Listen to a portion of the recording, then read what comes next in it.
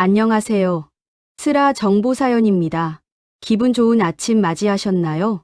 바쁜 하루를 시작하기 전 따뜻한 차 한 잔 나누며 잠시 마음을 가다듬는 이 시간이 우리 시청자분들께는 큰 힘이 되기를 바랍니다. 하지만 자식을 위해 매일 새벽 정성껏 준비한 부모의 손길을 냄새나는 고물이라 비웃으며 쓰레기통에 쏟아버리는 자식이 있다면 그 아침은 얼마나 시리고 아플까요? 오늘 사연은 낡은 찬압 하나에 평생의 기도를 담아온 한 어머니의 이야기입니다. 며느리에게는 그저 창피한 시장통 노인의 집착이었던 도시락이 대기업 회장님이 인생을 걸고 찾아온 성공의 열쇠였다는 사실이 밝혀진 사연. 지금부터 내 성공이 온전히 내 능력인 줄 착각하며 부모를 무시한 자식들에게 전하는 어머니의 담담하면서도 통쾌한 마지막 가르침을 함께 들어보시겠습니다. 어스름한 새벽, 세상이 아직 단잠에 빠져 있을 무렵, 저의 하루는 언제나 부엌에서 시작되곤 했습니다. 참기름 한 방울의 고소한 냄새, 보글보글 끓어오르는 된장찌개의 구수한 내음. 그것은 지난 40년 세월 동안 제 삶을 지탱해준 가장 정직한 위로이자 홀로 아들을 키워내며 세상과 맞서 싸웠던 저만의 조용한 의식이기도 했지요. 시장통 끄트머리, 비바람을 겨우 피할 만한 작은 반찬 가게에서 저는 평생을 보냈습니다. 거칠어진 손마디와 굽어버린 허리는 세월이 제게 남긴 훈장이라 여기며 살았습니다. 내 배가 고픈 건 참아도 내 자식 입에 거친 음식 들어가는 것은 도무지 볼 수가 없었던 것이 우리네 어머니들의 마음 아니겠습니까? 아들이 번듯한 양복을 입고 으리으리한 유리빌딩의 높은 자리에 앉아 잘 나가는 IT 기업의 대표가 되었다고 했을 때 저는 세상을 다 가진 듯 기뻤습니다. 하지만 텔레비전에 나오는 화려한 성공 뒤편에서 쫓기듯 밥을 넘기고 조미료 가득한 바깥 음식으로 끼니를 때우는 아들의 속이 얼마나 상해 있을지 생각하면 가슴 한구석이 늘 시렸습니다. 그래서 저는 매일 새벽마다 도마 앞에 섰습니다.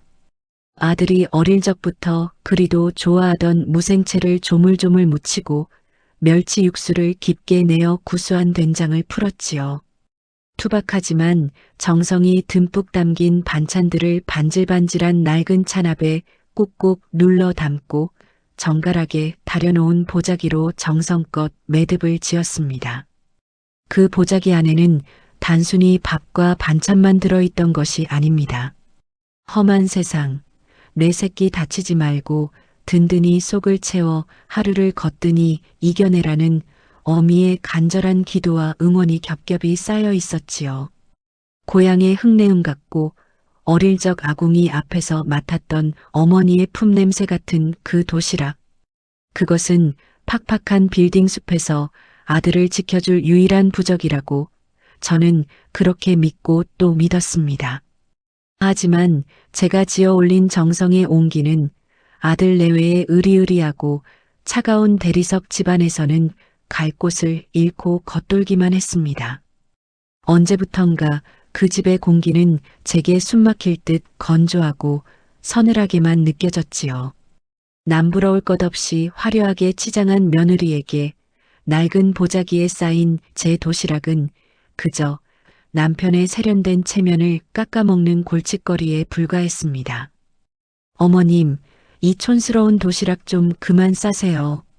어느 날 아침 며느리의 날카로운 목소리가 넓은 거실을 차갑게 울렸습니다.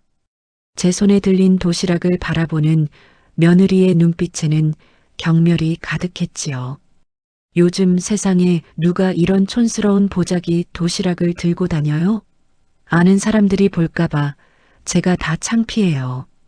제발 그 냄새나는 된장 냄새 좀 집안에서 치우시면 안 될까요?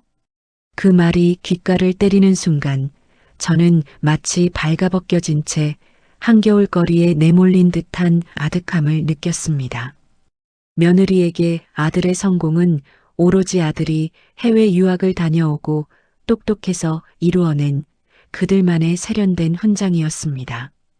시장 바닥에서 나물이나 팔며 억척스럽게 살아온 시어머니의 존재는 그 화려한 성체에 어울리지 않는 숨기고 싶은 얼룩이었던 것이지요. 시장에서 나물이나 팔던 어머님이 뭘 안다고 이래라 저래라 하세요? 그냥 저희가 드리는 생활비나 쓰면서 조용히 계세요. 돈으로 모든 것을 계산하는 세상이라지만 핏줄을 이어주고 길러낸 부모의 사랑마저 가치 없는 낡은 유물 취급을 받을 줄은 몰랐습니다. 중년의 나이를 지나 노년의 문턱에 서서 우리는 문득 깨닫곤 하지요.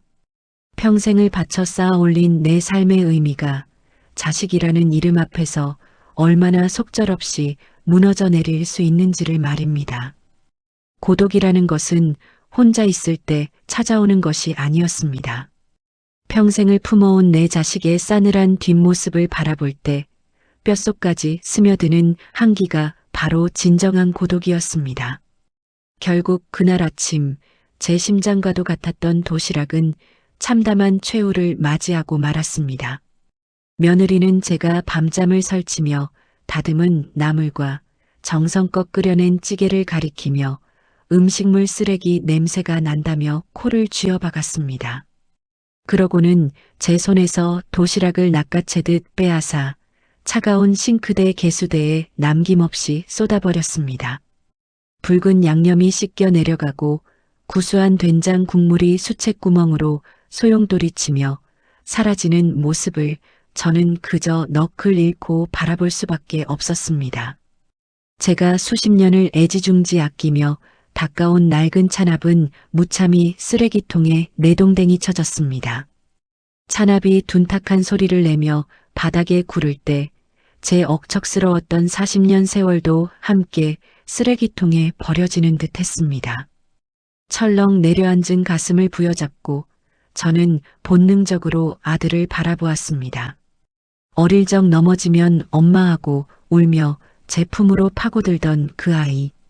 하지만 고급스러운 양복에 넥타이를 매던 아들은 눈앞에서 제 정성이 짓밟히는 것을 보면서도 무표정했습니다. 엄마, 이제 도시락 안 싸주셔도 돼요. 저 바빠서 먹을 시간도 없어요. 아들의 그 한마디는 며느리의 모진 행동보다 수백 배, 수천 배는 더 날카로운 비수가 되어 제 가슴을 깊게 찔렀습니다. 아내의 말에 동조하며 고개를 돌리는 아들의 옆얼굴이 그토록 낯설게 느껴질 수가 없었지요.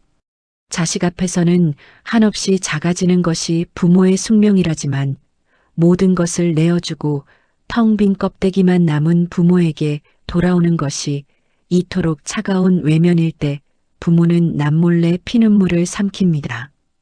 쓰레기통에 처박힌 낡은 보자기 위로 저는 소리 없는 눈물을 뚝뚝 흘렸습니다. 그것은 밥이 아니라 내 살점이었고 찌개가 아니라 내 피였음을 저들은 끝내 알지 못했습니다. 자식의 마음에서 밀려난 늙은 어미가 머물 곳은 세상 어디에도 없었습니다. 그날 밤 며느리는 제게 요양원 팸플릿을 툭 던지며 짐을 싸라고 통보했습니다. 최고급 시설이니 호강하는 거라며 생색을 내는 그 입술이 어찌나 매정하던지요. 저는 말없이 돌아앉아 제 작은 방으로 들어왔습니다. 장롱문을 열고 몇 벌 되지 않는 낡은 옷가지를 꺼내며 저는 내 인생을 하나둘 개어보따리에 담았습니다. 인생의 황혼역에 서면 우리는 누구나 비우는 연습을 해야 한다고들 하지요. 움켜쥐려 할수록 모래알처럼 빠져나가는 것이 삶의 이치입니다. 어쩌면 자식이라는 존재도 내 품을 떠나보내야 비로소 온전한 성인이 되는 것일지도 모릅니다. 하지만 이렇게 쓰레기처럼 버려지듯 떠밀려가는 이별은 제가 꿈꾸던 노후가 아니었습니다. 벽에 걸린 낡은 액자 속 앳된 얼굴로 학사모를 쓴 아들과 그 옆에서 환하게 웃고 있는 젊은 날의 제 모습을 한참이나 어루만졌습니다. 그때는 참 가난했지만 서로의 체온만으로도 참 따뜻했더랬지요. 그래, 다 비우자. 다 놓고 가자. 저는 속으로 수없이 되뇌었습니다. 나뭇잎이 가을이 되면 제 몸의 수분을 다 떨구고 미련 없이 가지를 떠나듯 저도 이 화려하고 차가운 집에서 제가 남긴 냄새, 제가 남긴 흔적조차 다 지워주리라 마음먹었습니다. 억울함도 분노도 어느새 서글픈 체념으로 바뀌어 갔습니다. 중년의 고독을 지나 노년의 상실을 마주하며 저는 마음속에 짓고 있던 크고 무거운 집을 헐어냈습니다. 내가 없어야 내 자식이 더 빛날 수 있다면 그것 또한 기꺼이 져야 할 어미의 십자가라고 스스로를 위로하면서요. 날이 밝자 집안은 아침부터 전쟁통처럼 부산스러웠습니다. 아들의 회사가 그룹의 사활이 걸린 거대한 투자를 앞둔 운명의 날이었거든요. 업계의 전설, 투자의 신이라 불리는 조 회장님이 직접 저희 집으로 식사를 오신다는 것이었습니다.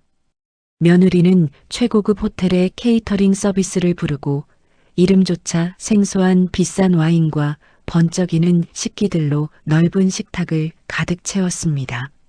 집안 곳곳에는 값비싼 꽃장식이 놓였고 며느리의 높은 구두굽 소리가 쉴 새 없이 거실을 울렸습니다. 저는 방구석에 투명 인간처럼 숨죽인 채 앉아 있었습니다. 거실에서 풍겨오는 기름지고 느끼한 서양 요리의 냄새는 왠지 모르게 헛헛했습니다. 진정한 대접이란 사람의 마음을 어루만지는 것인데 거칠에만 요란한 저 식탁이 과연 사람의 진심을 담아낼 수 있을지 걱정이 되었지요.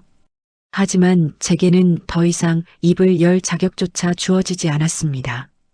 마침내 초인종이 울리고 은발이 성성하지만 매서운 눈빛을 가진 조 회장님이 거실로 들어섰습니다. 아들과 며느리는 허리를 90도로 굽히며 아양을 떨기 바빴지요. 회장님, 저희 남편이 이번에 준비한 프로젝트가 며느리가 교태 섞인 목소리로 자랑을 늘어놓으며 회장님을 화려한 식탁으로 안내하려던 찰나였습니다. 갑자기 조 회장님의 발걸음이 우뚝 멈춰 섰습니다.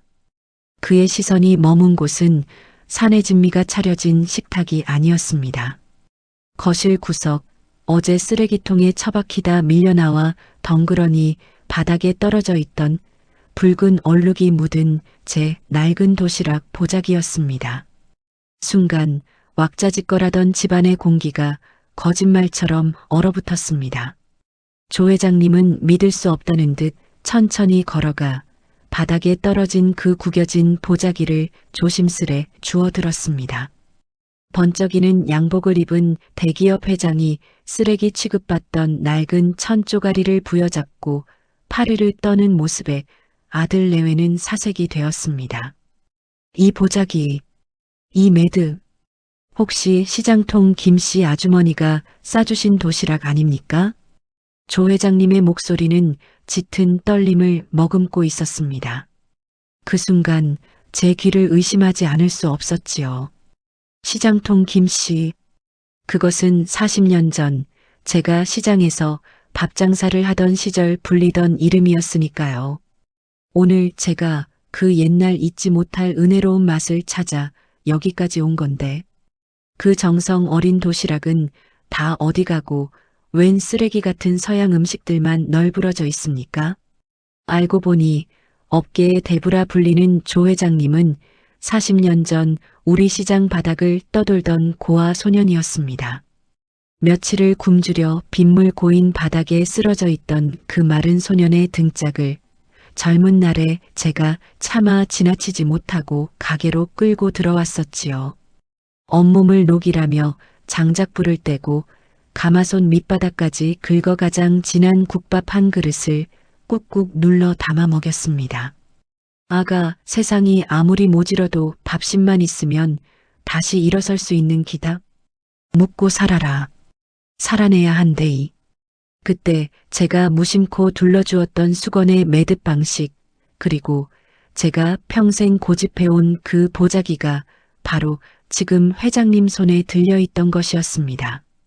세상의 인연이라는 것이 참으로 무섭고도 경이롭지요. 내가 베푼 작은 옹기 하나가 40년의 세월을 건너뛰어 누군가의 가슴 속에 꺼지지 않는 등불로 남아있을 줄이야. 그는 아들의 화려한 학벌이나 이력서에 적힌 숫자를 보고 투자를 결심한 것이 아니었습니다. 며칠 전 우연히 아들의 사무실에서 제가 보낸 도시락 보자기와 그 익숙한 된장 냄새를 맡고는 자고로 이런 어머니 밑에서 자란 자식이라면 그 근본이 바를 것이니 수천억을 맡겨도 무조건 믿을 수 있다고 확신했던 것입니다. 하지만 조 회장님의 기대는 산산조각이 났습니다.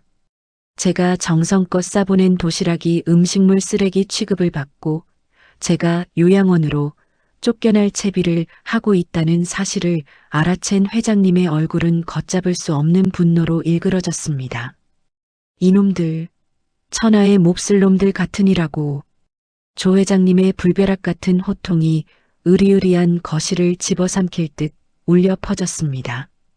내 놈들이 잘나서, 내 놈들이 똑똑해서 이 자리에 앉은 줄 아느냐? 당신들이 거들먹거리며 누리는 그 성공은 모두 이 어머니가 40년 세월 동안 시장 바닥에서 피땀 흘려 지켜온 정직함과 거룩한 희생 위에 쌓아 올려진 모래성이다. 조 회장님은 품 안에서 도장이 찍힌 투자 계약서를 꺼냈습니다. 아들의 회사를 단숨에 글로벌 기업으로 도약시켜줄 수백억 원짜리 서류였지요. 회장님은 일말의 망설임도 없이 그 종이를 반으로 찢어버렸습니다. 찌잉 마이너스 하는 날카로운 파열음이 아들과 며느리의 헛된 욕망을 찢어발기는 듯 했습니다. 근본을 버린 자에게 내줄 돈은 단 1원도 없습니다. 자신을 길러준 부모의 은혜를 쓰레기통에 처박는 페류나에게 수천억의 돈을 맡기느니 차라리 길거리의 개에게 밥을 주겠소. 당신들과는 어떤 비즈니스도 어떤 미래도 함께할 수 없소. 그 단호한 한마디는 단순한 분노를 넘어 세상을 살아가는 데 있어 무엇이 진짜 중요한 가치인지를 가르쳐주는 준엄한 심판이었습니다. 중년을 훌쩍 넘어 노년이 되어가는 우리 시청자 여러분들도 깊이 공감하시겠지요. 아무리 세상이 첨단으로 변하고 물질이 풍요로워져도 인간의 도리와 근본을 잃어버리면 결국 모든 것을 잃게 된다는 뼈아픈 진리를 말입니다. 찢겨진 계약서, 조각들이 차가운 대리석 바닥 위로 눈꽃처럼 흩날렸습니다. 아들과 며느리는 마치 벼락을 맞은 석상처럼 그 자리에 털썩 주저앉아 굳어버렸습니다.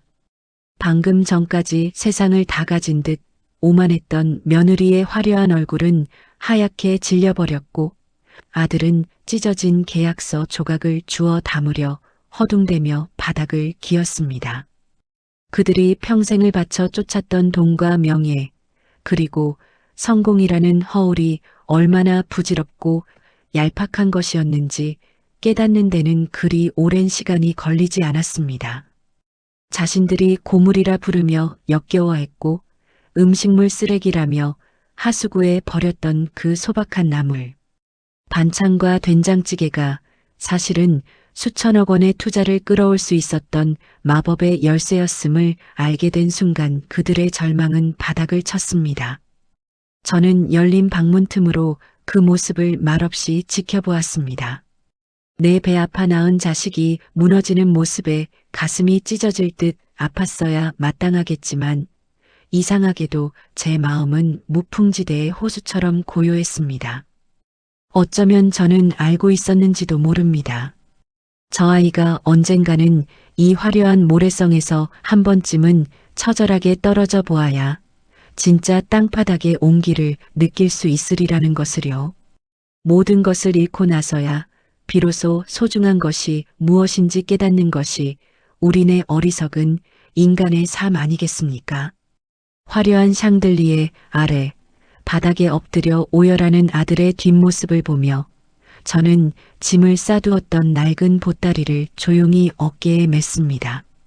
이제 제가 이곳에서 할 일은 모두 끝이 났습니다. 제가 떠나야 할 때가 온 것입니다.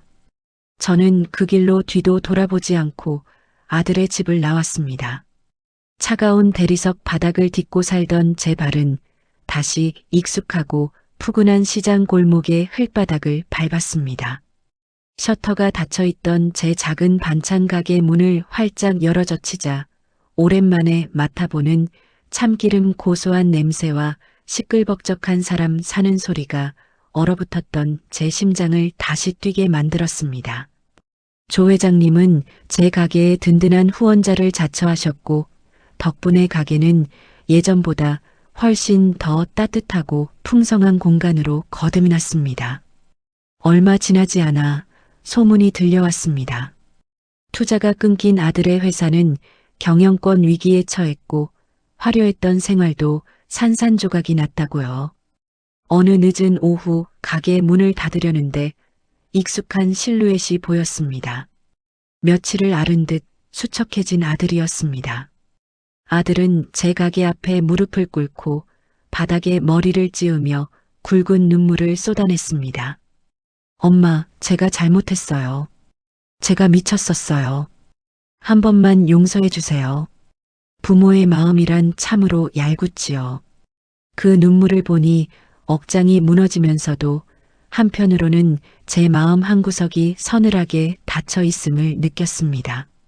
냄새나는 된장 냄새라며 저를 버린 그 마음, 가난하고 늙은 부모를 부끄러워했던 그 뿌리 깊은 오만함은 단순히 상황이 어려워졌다고 해서 쉽게 고쳐지는 것이 아님을 저는 너무도 잘 알고 있었습니다. 저는 아들을 조용히 일으켜 세워 등만 토닥여 주었습니다. 내 죄를 알았다면 이제 내 힘으로 다시 일어서거라. 어미의 그늘은 여기까지다. 저는 매달리는 아들을 뒤로하고 제 진심을 알아주는 단골 손님들과 진짜 내 인생의 친구들이 있는 환한 가게 안으로 발걸음을 돌렸습니다. 여러분, 인생의 가을을 지나 겨울의 초입에 서 계신가요? 뼈 빠지게 자식 키워놓고 남은 것 하나 없는 텅 빈 지갑과 구분 등 때문에 밤잠을 설치며 외로워하신 적이 있으신지요? 저 역시 그랬습니다. 제 모든 것을 다 내어주고 비워진 자리에 남은 것은 버림받았다는 깊은 상실감뿐이었습니다. 하지만 곰곰이 생각해보면 삶이란 결국 비워내는 과정 속에서 진짜 소중한 것들로 다시 채워지는 기적 같은 여정입니다. 저를 억눌렀던 자식의 성공이라는 무거운 짐을 훌훌 털어버리고 나니 비로소 저 김영이라는 사람의 진짜 인생이 보이기 시작했습니다. 이제 저는 더 이상 누군가의 화려한 배경이 되기 위해 발버둥 치지 않습니다. 이른 새벽 물을 썰며 느끼는 생명력, 내 정성을 맛보고 환하게 웃어주는 시장 사람들의 온기, 그리고 가끔 찾아와 옛날 국밥 맛을 추억하며 농담을 던지는 조 회장님 같은 오랜 친구. 이 작지만 확실한 행복들이 비워진 제 삶의 곳곳을 따스하게 채우고 있답니다. 늙어간다는 것은 허물어지는 것이 아닙니다. 불필요한 욕심의 군더더기를 깎아내고 단단하고 맑은 본연의 내 모습을 찾아가는 찬란한 황혼이지요. 우리 시청자 여러분, 자식이라는 둥지에 너무 많은 것을 걸지 마세요. 여러분이 평생을 바쳐 끓여낸 뚝배기 속 된장찌개처럼 여러분의 삶 그 자체로 이미 충분히 깊고 훌륭하니까요. 오늘 저녁에는 남을 위해서가 아니라 온전히 나 자신만을 위해 따뜻한 밥 한 끼 지어 드시는 건 어떨까요? 투박한 반찬 한 그릇이라도 그 속에 담긴 내 지난 세월을 스스로 다독이며 정성스레 맛보시길 바랍니다. 언제나 당신의 빛나는 오늘을 그리고 다가올 평안한 내일을 진심으로 응원합니다. 편안한 밤 보내세요.